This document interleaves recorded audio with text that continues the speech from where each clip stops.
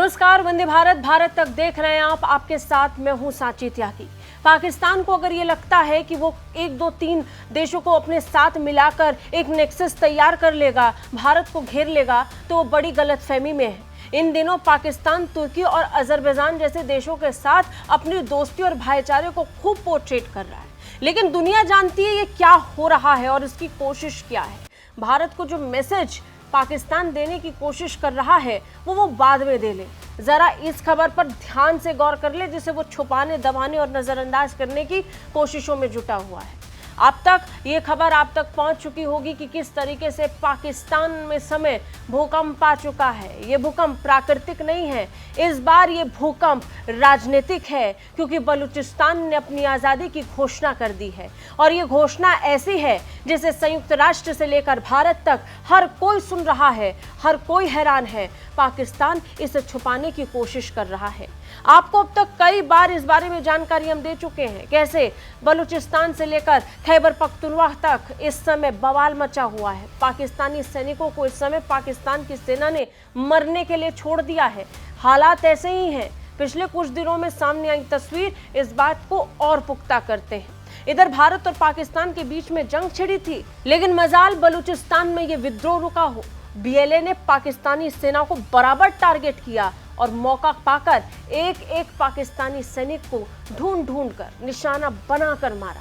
और फिर भी पाकिस्तान की सेना का ध्यान इस तरफ नहीं जाएगा, क्योंकि वो तो तय कर चुकी है कि उसके जितने भी सैनिक हैं वो वहां लगा देंगी, खत्म कर देंगे, और ये संख्या लगातार घट रही है। यही कारण है कि बलूचिस्तान में जो भी पाकिस्तानी सैनिक या जवान जाता है वो अपनी इस्तीफे की पेशकश कर देता है। कई रिपोर्ट्स आपने भी देखी और सुनी होंगी, कैसे बलूचिस्तान में वहां जाने वाले पाकिस्तानी सैनिक ज़्यादातर इस्तीफे दे देते हैं। इसमें बड़ी बात यह है कि अधिकारी स्तर पर भी, जो आधिकारिक रैंक पर आर्मी अफसर हैं, वो भी इस्तीफे देने की पेशकश कर चुके हैं और इस्तीफा दे भी चुके हैं। लेकिन आसिम मुनीर ये दुनिया को नहीं बताएंगे। वो ये बताएंगे कि हम चीन के साथ प्रोजेक्ट कर रहे हैं। वो ये बताएंगे कि उनकी सेना कितनी मजबूत है, कितने फाइटर जेट गिराए, कितना झूठ बोला और कितनी अनप्रोफेशनल आर्मी है।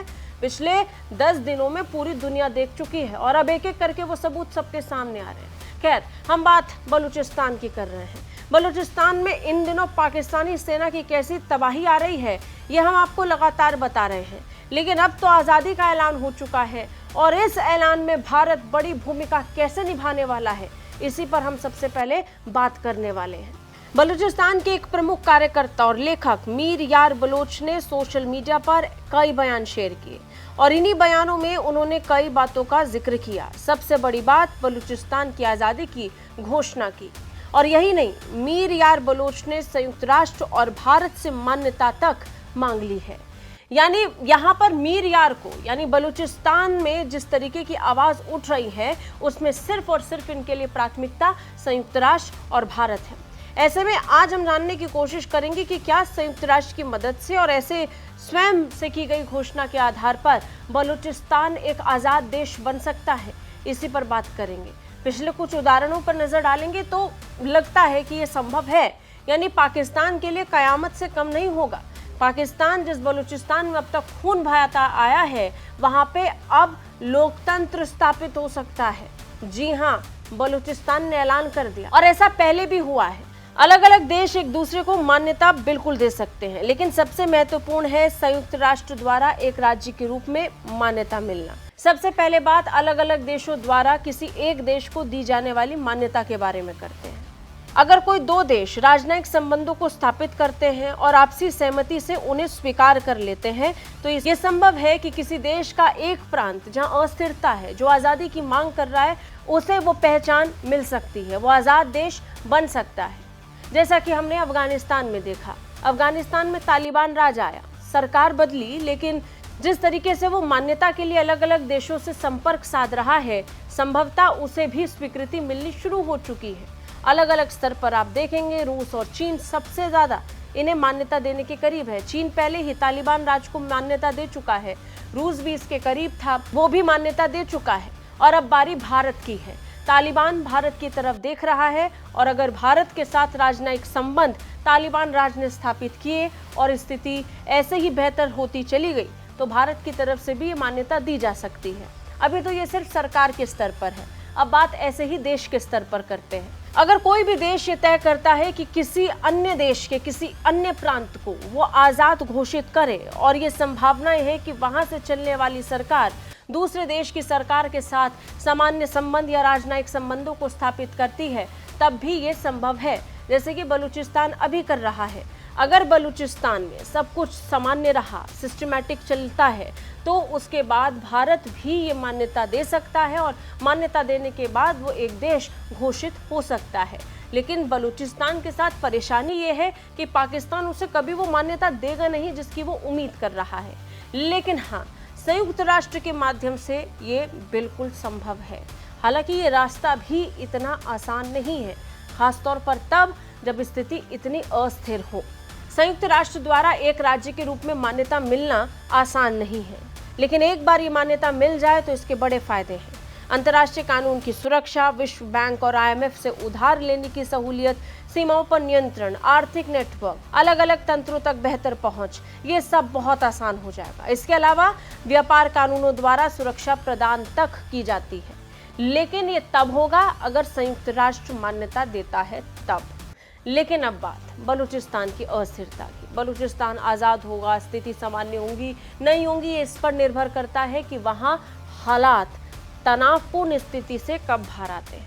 अब वहाँ के तनाव का जिक्र करते हैं। पिछले दिनों दो नाम लगातार सुर्खियों में थे, मेहरंग बलूच और समी बलूच। ये दो वो महिलाएं हैं बलूचिस्तान की जिन्हें पाकिस्तान ने बेहद ही बर्बरता के साथ घसीटते हुए जेल के अंदर डाल दिया था। यह आज तक पाकिस्तानी सेना की कैद में है। इन्हीं की आज़ादी और रिहाई के लिए बलूचिस्तान इस समय धधक रहा है। हर दिन होने वाले प्रदर्शन पूरी दुनिया के सामने है, लेकिन दुनिया की नज़र इस पर नहीं पड़ेगी, क्योंकि पाकिस्तान को लेकर दुनिया की जो सिलेक्टिव अप्रोच है वो उन्हें अलाउ नहीं करती है। बलूचिस्तान को ठीक उसी तरीके से 1947 के बाद पाकिस्तान ने हड़पने की कोशिश की, जैसी उसकी ये कोशिश कश्मीर को लेकर के थी। यकीन मानिए, कश्मीर में अगर भारत ना घुसता, अगर जम्मू कश्मीर के राजा हरि सिंह भारत के साथ इंस्ट्रूमेंट ऑफ एक्सेशन पर हस्ताक्षर नहीं करते, तो ये बलूचिस्तान जो आज आपके सामने जल रहा है,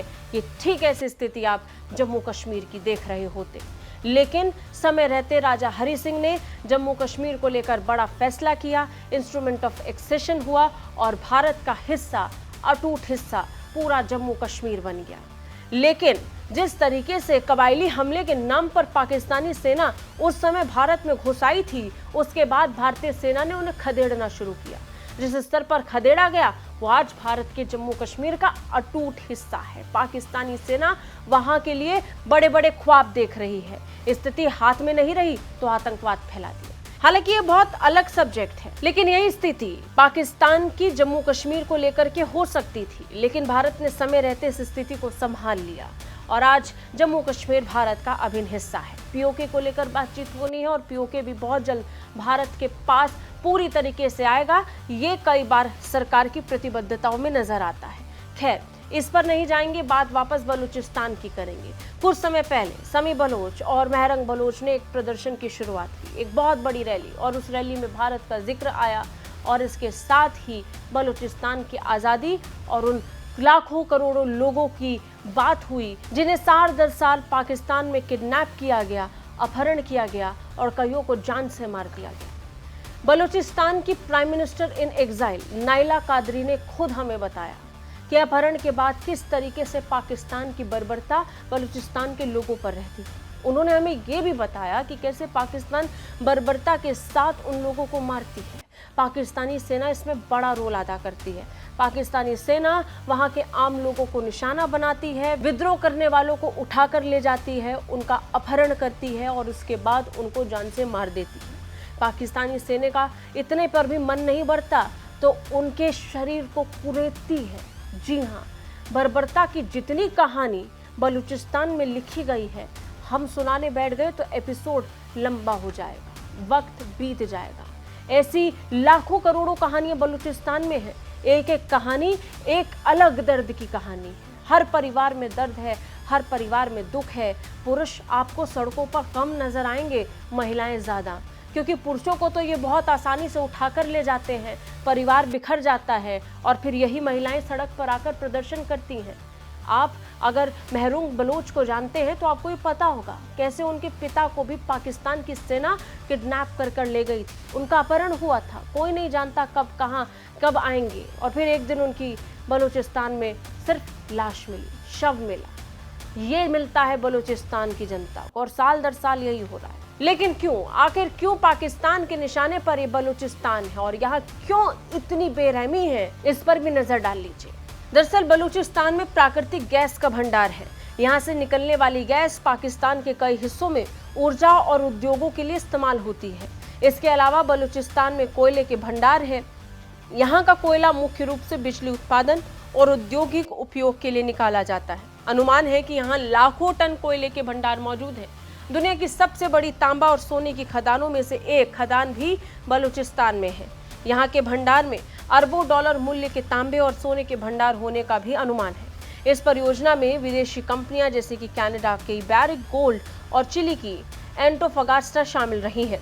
इसके अलावा बलूचिस्तान में क्रोमाइन, जिप्सम, चूना पत्थर, मैग्नीसाइट, सल्फर, संगमरमर और लो आयस्क के भी बड़े भंडार हैं। सिर्फ इतना ही नहीं, एक और सामरिक महत्व है। ये महत्व ग्वादर पोर्ट से जाकर मिलता है, जहां पर चीन ने अपना अरबों डॉलर खर्च कर रखा है। यहाँ पर CPEC प्रोजेक्ट चलाकर चीन अपने इकोनॉमिक कॉरिडोर के प्रोजेक्ट को पूरा करना चाहता है। लेकिन यहाँ बलूची नहीं चाहते कि ये प्रोजेक्ट चीन का किसी भी कीमत पर पूरा हो। नतीजन चीनी नागरिक निशाने पर होते हैं। यहाँ पर होने वाले हमलों में चीनी नागरिकों को भी निशाना बनाया जाता है। इससे बचने के लिए चीन ने अपनी प्राइवेट आर्मी को भी यहाँ पर तैनात कर रखा है। अब यहाँ कायरता देखिए पाकिस्तानी सेना की। CPEC प्रोजेक्ट में चीन का पैसा लगा है और उसकी सुरक्षा भी चीन ही करेगा। चीन के साथ जब पाकिस्तान की बातचीत हुई तो चीन ने सुरक्षा को लेकर पाकिस्तान को आड़े हाथों लिया और कहा कि आप पाकिस्तानी सैनिकों को बोलिए कि वो CPEC प्रोजेक्ट के लिए सुरक्षा मुहैया कराएंगे। लेकिन यहाँ पर वो बुरी तरह फेल हो गया। पाकिस्तान ने सीधा कह दिया कि हम अपने सैनिकों को ऐसे अतिरिक्त तैनाती के साथ नहीं दे सकते, हम अपने स्पेशल फोर्सेस को नहीं लगाएंगे। यहाँ पर पाकिस्तान की कायरता साफ दिख रही थी और उससे भी ज्यादा डर। नतीजन चीन को अपनी प्राइवेट आर्मी उतारनी पड़ गई और आज की तारीख में तनावपूर्ण स्थिति बलूचिस्तान में लगातार पनप रही। लेकिन भारत पाकिस्तान के बीच जंग की शुरुआत के साथ तो मानो बलूचिस्तान को एक नई शुरुआत का मौका मिल गया। बलूचिस्तान ने बैठे बिठाए एक नई जंग का आगाज कर दिया। भारत के एग्रेसिव मूड को देखते हुए और हारते पाकिस्तान की हकीकत को पहचानते हुए बलूचिस्तान में यह तय किया गया कि वो अपनी आज़ादी की घोषणा करेंगे। और इसके साथ साथ आज की स्थिति में बलूचिस्तान एक बड़ी तैयारी के साथ आगे बढ़ रहा है, जिसमें वो भारत और संयुक्त राष्ट्र का सहयोग चाहता है। आपको क्या लगता है, क्या ये सही वक्त है बलूचिस्तान की आज़ादी का? कमेंट करके हमें ज़रूर बताइए। जय हिंद।